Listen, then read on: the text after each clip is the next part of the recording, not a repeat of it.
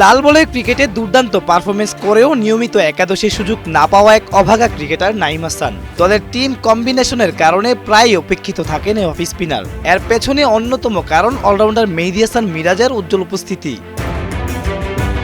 অবশ্যই চ্যালেঞ্জ মোকাবিলায় নাঈম হাসানও বসে নেই। নিজেকে শুধু একজন স্পেশালিস্ট বোলার হিসেবে নয়, বরং একজন অলরাউন্ডার হিসেবে তৈরি করছেন তিনি।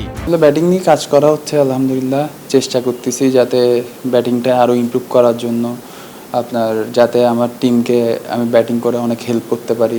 আমার ইনিংসগুলো যদি আরও বড় করতে পারি তাহলে আলটিমেটলি আমার টিমের জন্যই ভালো, যেখানে খেলি টিমের জন্যই ভালো হবে।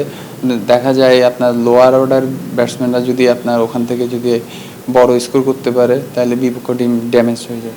আগামী 2027 সালে অস্ট্রেলিয়ায় বহুল প্রতীক্ষিত টেস্ট সিরিজের আগে এবছর এইচপি দলের আসন্ন টেস্ট এবং টি-20 টুর্নামেন্টে স্কোয়াডে জায়গা করে নিতে চান। এই অস্ট্রেলিয়ার মধ্যে কন্ডিশনটাও অচেনা কন্ডিশন, কোনো সময় খেলা হয় নাই।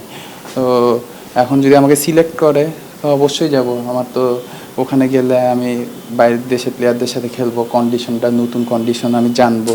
বর্তমান তরুণ দল নিয়ে এশিয়া কাপ ও টি-20 বিশ্বকাপে বাংলাদেশ ভালো করবে বলেও মনে করেন লাল বলের এই ক্রিকেটার। আমার বিশ্বাস ওরা ওখানে খুব ভালো রেজাল্ট করবে।